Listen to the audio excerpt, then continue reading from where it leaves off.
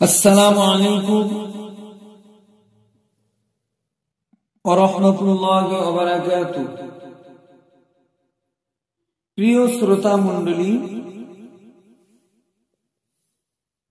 আমি শাবান মাস সম্পর্কে দুই এক কথা আলোচনা করব। একটু মন দিয়ে শুনবেন, বাকি আল্লাহ পাকের মুবারক মর্জি। লাইলাতুল বরাতের গুরুত্ব ও বৈশিষ্ট্য। লাইলাতুল বরাত এটা হচ্ছে ফার্সি শব্দ। লাইলুন শব্দ হচ্ছে রাত, আর বরাত শব্দের অর্থ হলো রজনী, অর্থাৎ ভাগ্য রজনী। অন্য কথায় একই শব্দে যাকে বলা হয় শবে বরাত, এই রাত্রির গুরুত্ব বৈশিষ্ট্য অর্থাৎ ধর্মীয় ভাষায় ফজিলত অন্যান্য মাস থেকে কম নাই। কোন কোন বুজুর্গগণ ও মাশায়েখ গণের মতে অত্যাধিক, কারণ তাহারা এ কথাগুলো বলেছেন যে এ মাসে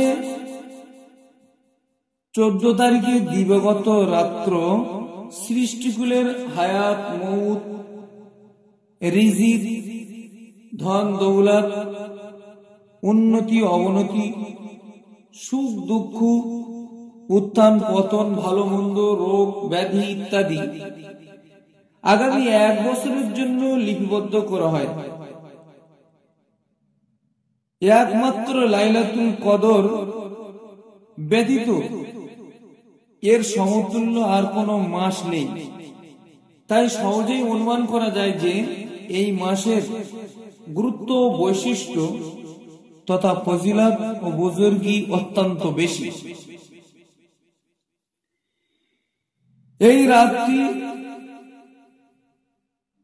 এই রাত্রির সম্মান ও কদর করিতে হলে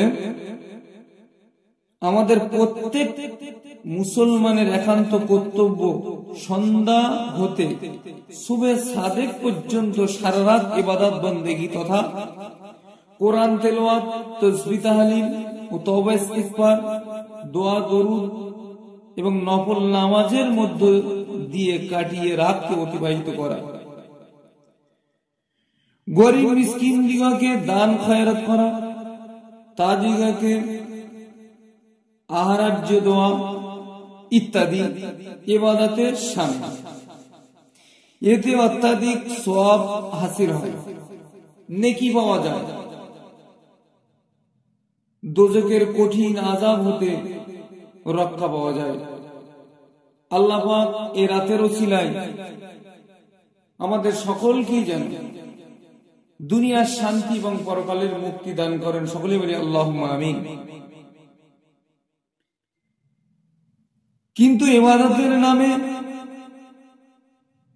হিন্দুদের দিওয়ালি উৎসবের ন্যায় এ রাত্রে অসংখ্য মোমবাতি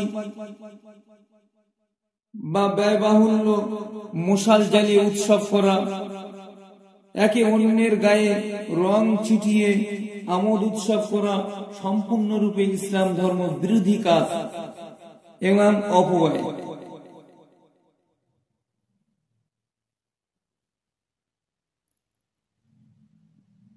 কারণ আল্লাহ পাক কোরআন শরীফের ভিতরে বললেন, ইন্নাল মুবাজ্জিরিনা কানা ইখওয়ানা শায়াতিন। ফুজুল খরচা করা হলো শয়তানের ভাই, সুতরাং ফুজুল খরচ করা যাবে না, এ শিরকে নিমজ্জিত হওয়া যাবে না।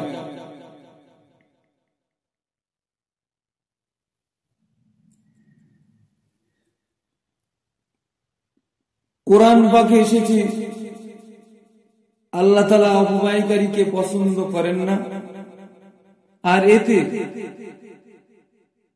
প্রশস্ত হয়ে যায় জাহান্নামের যাওয়ার রাস্তা। আর এসব কার্যকলাপ হচ্ছে বেদাত, আনিসুল ওয়াইজিন কিতাবে নবী করিম সাল্লাল্লাহু আলাইহি ওয়াসাল্লামের বাণী উদ্ধৃত আছে, নতুন যে কোনো প্রথা বলতেই বেদাত, আর বেদাত বলতে গুমরাহি বা পথভ্রষ্টতা, এবং সকল প্রকার পথভ্রষ্টতাই জাহান্নামের পথ প্রদর্শক। সুতরাং এই জাহান্নামের পথ প্রদর্শক বা জাহান্নামের পথে আগ্রহী হওয়া যাবে না। জাহান্নাম থেকে আমাদেরকে বাঁচতে হবে। বর্ণনায় এসেছে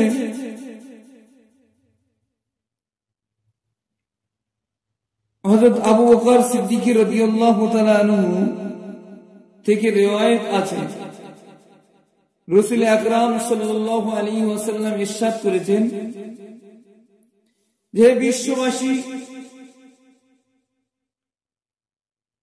তোমরা শাবান মাসের 15 তারিখের রাত্রে নিদ্রা পরিত্যাগ করো, ইবাদতে লিপ্ত হও, কেননা এ রাত অত্যন্ত ফজিলত বরকতময়। এ রাত্রে আল্লাহ তাআলা ঘোষণা করেন, তোমাদের মধ্যে কেউ কি ক্ষমা প্রার্থনাকারী আছো? আমি অবশ্যই তাকে ক্ষমা করে দেব। আলহামদুলিল্লাহ, আল্লাহ আমাদের জন্য জান্নাতে যাওয়ার পথ ক্লিয়ার করে রেখেছে, পরিষ্কার করে রেখেছে। আমরা যদি সেই জাহান্নামের পথ ধরে এগোই তাহলে আমাদেরকে জাহান্নামে যেতে হবে, আর যদি আমরা জান্নাতের পথ ধরে আগাই তাহলে আল্লাহ পাক আমাদেরকে জান্নাত দান করবেন। আমরা আশা রাখি আল্লাহ পাক যেন আমাদের সকলকে জান্নাতুল ফেরদাউস নসিব করেন। শুধু তাই নয়, হাদিস শরীফে বর্ণিত আছে, নবী পাক সাল্লাল্লাহু আলাইহি ওয়াসাল্লাম ইরশাদ করেছেন, যে ব্যক্তি জাহান্নামের কঠিন আযাব থেকে নিষ্কৃতি পেতে চাও সে যেন শাবান মাসের 15 তারিখের রাত্রে ইবাদত বন্দেগীতে লিপ্ত থাকে, তাহলে করুণাময় আমার আল্লাহ পাক আল্লাহ তাআলা তার জন্য জাহান্নামের অগ্নি হারাম করে দেন। সুবহানাল্লাহ, সুবহানাল্লাহ। এই ব্যাপারে আল্লাহর রাসূল সাল্লাল্লাহু আলাইহি ওয়াসাল্লাম বহু হাদিস উল্লেখ করেছেন। তথামধ্যে আরো একটি হাদিস আমি বলি। প্রিয় নবী সাল্লাল্লাহু আলাইহি ওয়াসাল্লাম বলেছেন, আমাদের প্রিয় নবী সাল্লাল্লাহু আলাইহি ওয়াসাল্লাম ইরশাদ করেছেন, নিশ্চয়ই শাবান মাসের 15 তারিখের রাত্রে ইবাদতকারীকে আল্লাহ তাআলা বনি কলব, বনি বরি ও বনি মুদ্রা গোত্রের ভেড়া ও বকরি পশমের সংখ্যায় সমপরিমাণ গুনাহগার উম্মতের পাপ রাশি ক্ষমা করে দেন। আরবের এই 3টি বিখ্যাত গোত্রের প্রত্যেকটি গোত্রের থেকে 3 থেকে 20,000-এর মতো ভেড়া বকরি পালন করত। এই 20,000-এর মতো ভেড়া বকরি পালন হতো। এই 20,000-এর ভেড়া বকরির কিতনা পশম আছে আল্লাহ বেহতার জাননে ওয়ালা।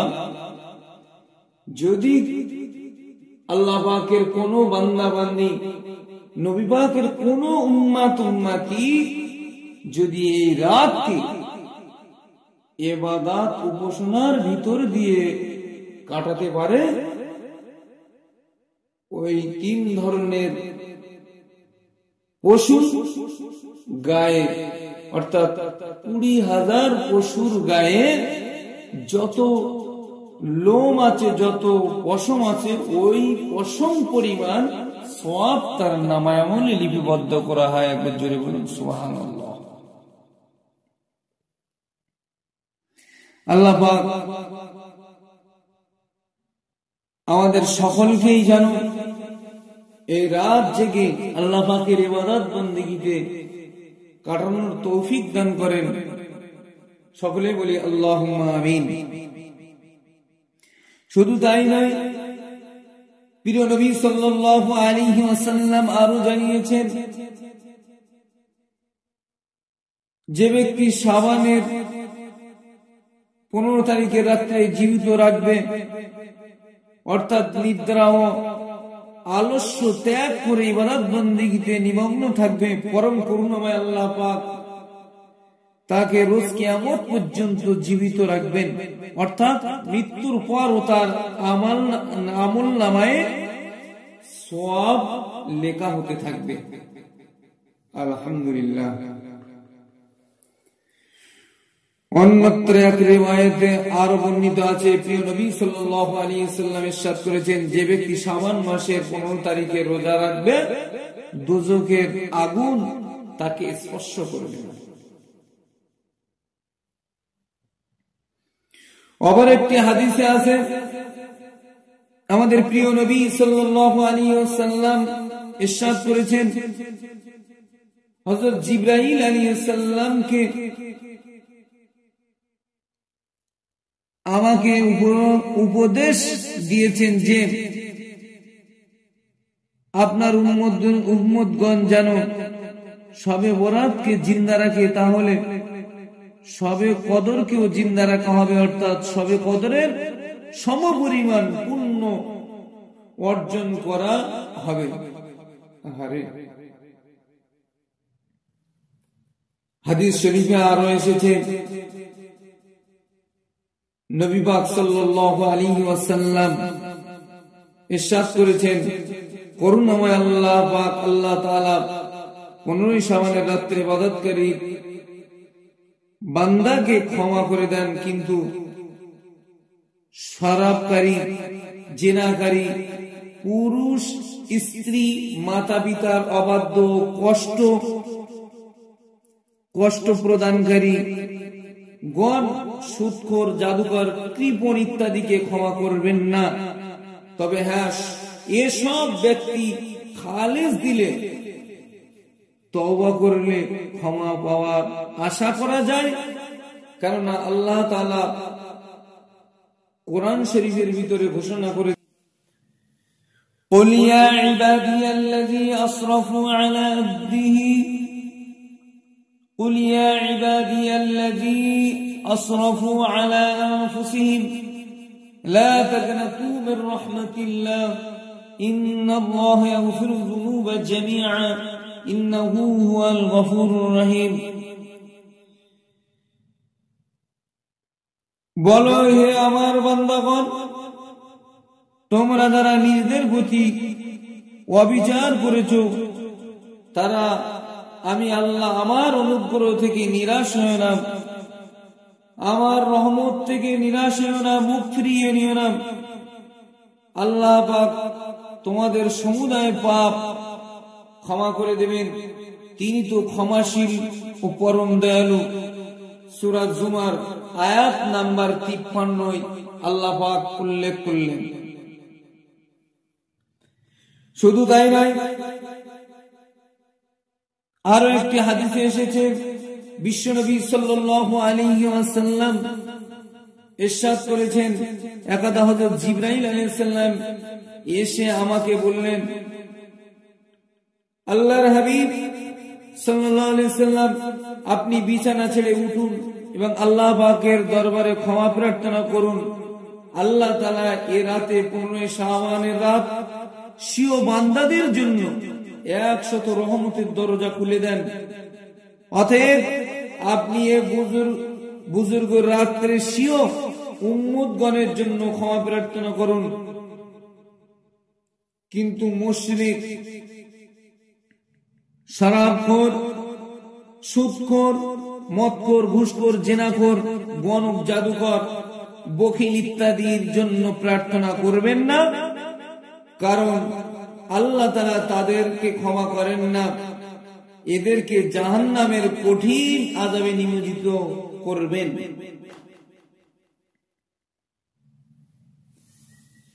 কি সুন্দর ভাষায়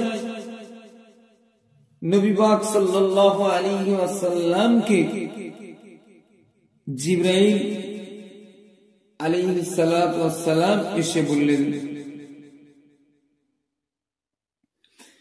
অন্য একটি হাদিসে এসেছে,